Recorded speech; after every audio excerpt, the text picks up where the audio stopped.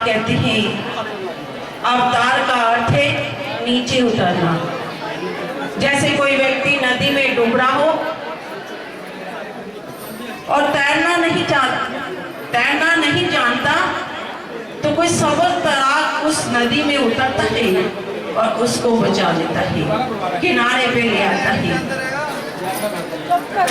ऐसे ही मेरे भगवान श्री नंगली निवासी भगवान हम जैसे अज्ञानी जीवों को इस संसार रूपी भवसागर में डूबते हुए जीवों को पार लगाने के लिए इस कलयुग में अवतार लिया।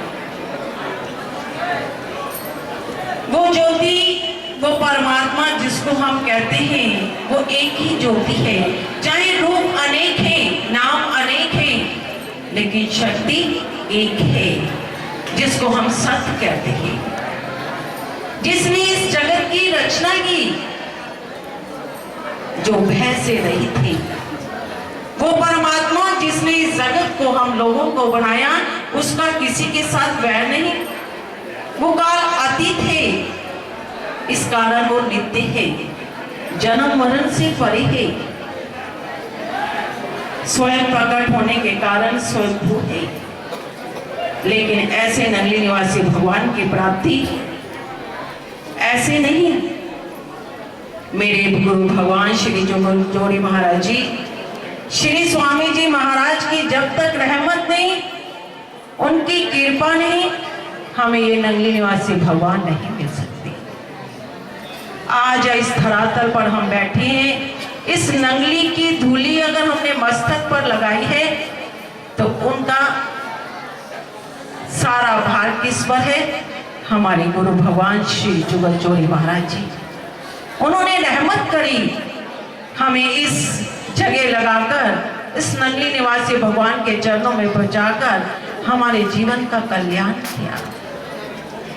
मेरे नंगली निवासी में भगवान की जो महिमा है वो अपरंपार है। भगवान क्या है उसका वर्णन करना, उसको बताना बहुत असंभव है, बहुत मुश्किल, बहुत कठिन है। लेकिन कुछ संतांतों के द्वारा संत महापुरुष, हम जैसे जीव भगवान के स्वरूप का वर्णन करते हैं। संत महापुरुष जो भी वर्णन करें, लेकिन भगवान का हर वर्णन, हर महिमा अधूरी है।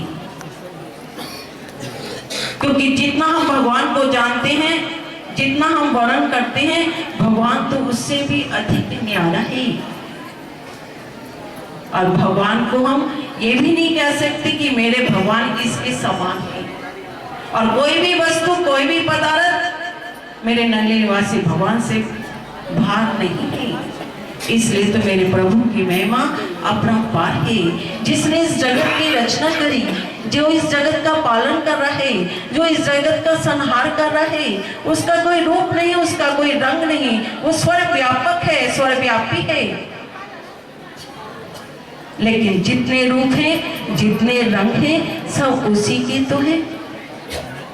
लेकिन उसकी प्राप्ति है प्रेम से। उस भगवान की प्राप्ति तो एक जय घोष से भी हो जाती है। लेकिन आज आपको बार बार जय घोष बोलने के लिए कह रहे हैं, लेकिन हम लोग जय घोष नहीं बोलते। लेकिन एक अगर नंगली निवासी भगवान का जय घोष भी बोले तो जीवन का कल्याण हो जाए। जैसे किसी गांव में श्री नंगली निवासी भगवान का आश्रम था, वहां का एक मुखिया था। गांव के जो मुखिया होते हैं वो गांव के लड़ाई झगड़े निपटारा किया करते हैं। तो वो गांव का जो मुखिया था, वो गांव का जो भी लड़ाई झगड़ा होता था वो निपटारा किया करता था। एक बार उसके परिवार में, उसके बच्चों में, उसके लड़कों में झगड़ा हो गया। बहुत कोशिश की इस झगड़े को निपटाने की, लेकिन अपने परिवार का झगड़ा नहीं निपटा सका। बहुत परेशान हो गया, श्री गुरु महाराज जी के आश्रम में पहुंचा। संत महापुरुषों से कहा, जो उनके सेवादार थे, कि मैंने नंगली निवासी भगवान से मिलना है। संतों ने भगवान के पास गए, मुखिया की बात सुनाई कि वो आपसे मिलना चाहता है। भगवान तो अंतर्यामी थे। भगवान ने कहा कि उसको ले आओ। जब वो मुखिया नंगली निवासी भगवान के पास पहुंचे तो वो मुखिया नंगली निवासी भगवान के चरणों में बहुत रोया, बहुत रोया, बहुत रोया, क्योंकि जिंदगी में कभी भी उसने प्रभु का नाम नहीं लिया था। बहुत रोया और नंगली निवासी भगवान को कहने लगा, क्या आप जानते हैं मैं गांव का मुखिया हूँ और मैं लड़ाई झगड़े निपटाता हूँ, लेकिन मेरे परिवार में जो झगड़ा हो गया वो मैं निपटा नहीं सकता। अब मैं सब कुछ छोड़कर आपकी शरण में आया हूँ, इसलिए आप थोड़ी सी मुझे सेवा दें और ऐसा कुछ नाम बताएं जिससे उस सेवा को कर कर मैं नाम का सिमरन करके मैं अपने जीवन का कल्याण कर सकूं। मेरे दयालु, मेरे कृपालु, करुणा निधि ने उस पर दया करी। संतों से कहा कि एक रस्सा और एक बाल्टी ले आओ। श्री गुरु महाराज जी के कहने पर संत एक रस्सा एक बाल्टी ले आए। तो श्री गुरु महाराज जी ने कहा रस्सा और बाल्टी देकर उस मुखिया से कि गांव के हमारे आश्रम के बाहर कुआं जो लगा है वहां तुम इस बाल्टी के द्वारा सेवा करनी है, पानी निकालने की। जो भी गांव का व्यक्ति आएगा तुमने पानी निकाल कर देना है, किसी को भी मना नहीं करना। वहां पर तुम्हें एक झोपड़ी बना दी जाएगी, एक चारपाई दी जाएगी, वहीं पर तुमने सेवा करनी है, भोजन तुम्हें आश्रम से पहुंच जाया करेगा। लेकिन जब तुम पानी निकालने के लिए बाल्टी डालोगे तो नाम क्या जपना है, क्या कहना है, बोल मेरे श्री गुरु महाराज की जय। जैसे जैसे बाल्टी डालते चले जाओगे ऐसे ही में जय घोष बोलते चले जाना, और जैसे जैसे बाल्टी बाहर निकालोगे तभी बोलना क्या है, बोल मेरे श्री गुरु महाराज की जय। इस तरह वो मुखिया सेवा में लग गया। भोजन आश्रम से पहुंच जाता था, क्योंकि भगवान के चरणों में इतना रोया कि उसने अपने अंतःकरण शुद्ध कर लिया था। नाम जुड़ गया, मन जुड़ गया, मन की तार नाम के साथ जुड़ गई और सेवा करता रहा। गांव के लोग जैसे भी जो भी आता था तो वो फौरन ही पानी निकाल कर देता था और वही बात बोलता था कि बोल मेरे श्री गुरु महाराज की जय। और इस तरह बोल जय घोष बोलते बोलते, क्योंकि गांव वाले उसको दीवाना कहने लगे कि ये तो अब मस्ताना पागल हो गया है, जो भी जाता जैसे भी कहता तो वो पानी निकाल कर देता। एक दिन गांव के व्यक्ति गए कि हमें पानी निकालो, तो वो बाल्टी जब डाल रहा था तो जय घोष बोल रहा था श्री गुरु महाराज जी का कि बोल मेरे श्री गुरु महाराज की जय। जैसे वो बाल्टी कुएं में डाली तो क्या देखा कि कुएं में उसको किसके दर्शन हुए, श्री नंगली निवासी भगवान के दर्शन हो गए।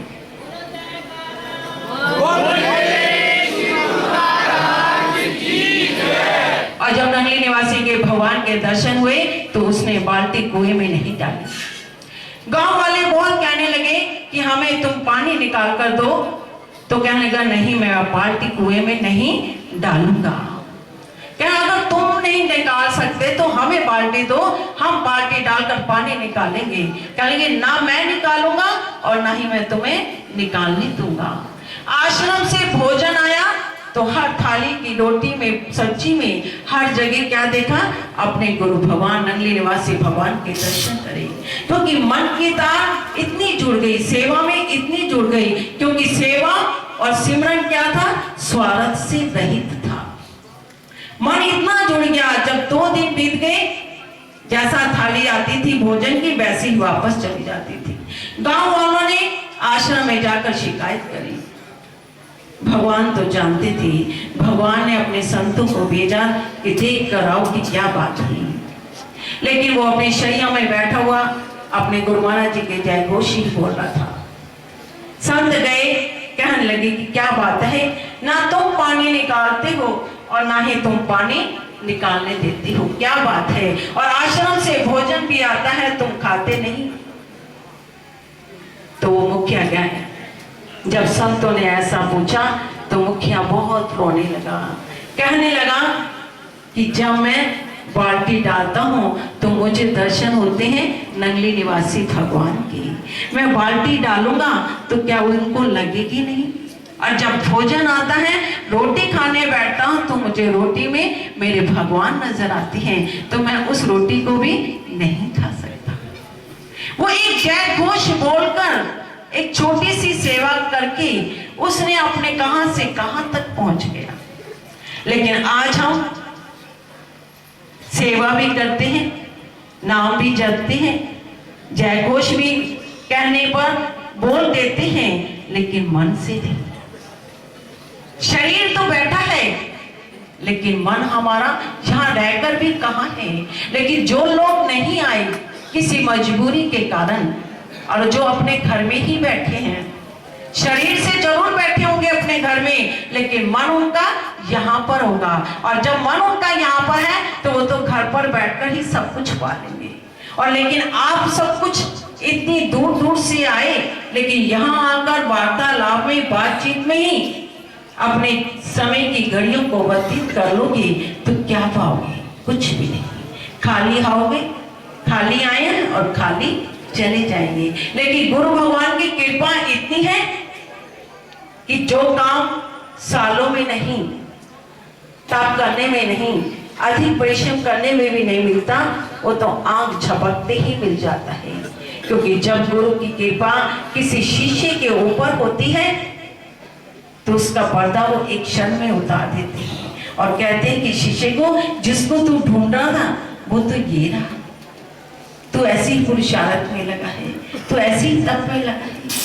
लेकिन जब शिष्य की, गुरु की कृपा शिष्य के ऊपर हो जाए, लेकिन हम तो इतनी दूर दूर से आए, लेकिन यहाँ आकर भी हम खाली जा रहे हैं। क्यों जा रहे हैं? मैं जब से बैठी हूँ तो कितना शोर है, सब कुछ हो रहा है, लेकिन मैं क्या कहूँ कि सिर्फ दिखावा है, मन से हम लोग नहीं बैठ पा रहे। लेकिन जब तक मन से नहीं लोगे तुम्हें कुछ नहीं मिलेगा, चाहे मैं ही क्यों ना हो, क्योंकि उस मालिक को पाना बहुत कठिन। अगर हम किसी कारण उस गुरु महाराज जी के दर्शन हो जाए या हम थोड़ा अनुभव हो जाए किसी को, तो उसकी स्थिति तो कुछ और ही हो जाती है। उसका व्यवहार, उसकी वाणी, उसकी चाल, उसको बताने की जरूरत नहीं कि मेरे अंदर मेरे गुरु महाराज जी का अनुभव हुआ, उसे कहने की, किसी को कहने की जरूरत ही नहीं। इसलिए हम इतने पूरे नगली निवासी भगवान के बच्चे हैं, उन्होंने हमें अपनी शर्ती लगाया, हमें अपने गले लगाया, हमारे अवगुणों को भी नहीं देखा, हमने हमारी किसी जात को नहीं देखा, हमें किसी अमीरी नहीं देखी, गरीबी नहीं देखी। उन्होंने हमें सब कुछ छोड़कर हमें अपने गले लगाया है। उन्होंने इतना रहमत, इतने उपकार, इतना कृपा, इतनी सब कुछ किया, लेकिन फिर भी हम खाली रह जाएंगे तो हमारा कितना बड़ा दुर्भाग्य है। इसलिए इस दरबार में आए हैं, इस दरबार में आकर हमने कुछ पाना है, और पाना तभी है जब हम प्रेम करेंगे मन से, अपने अंदर से सब कुछ हटाकर, अंदर से ईर्ष्या, वैर, भेदभाव, सब कुछ स्वार्थ से रहित होकर सेवा करोगे, तुम स्वयं देखोगे कि तुम्हें कितना आनंद मिला है। तुम्हें अपने हर गुरु भाई में अपने गुरु भगवान के दर्शन होंगे। लेकिन जब ये अपने अंदर से पर्दा हटाएंगे, अपने गुरु का सिमरन करेंगे, तभी हमारे जीवन का कल्याण होगा।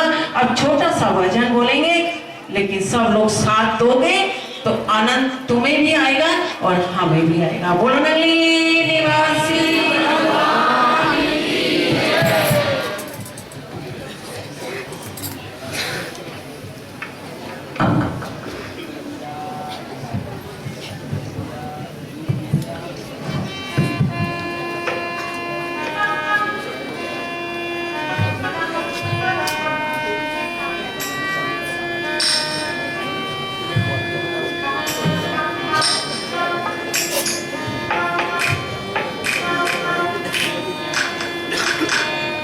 बोलो जयकारा बोल मेरे श्री गुरु महाराज की जय। बोलो श्री परमहंस महाराज की जय। बोलो श्री नगली निवासी भगवान की जय। बोलो श्री स्वामी महाराज की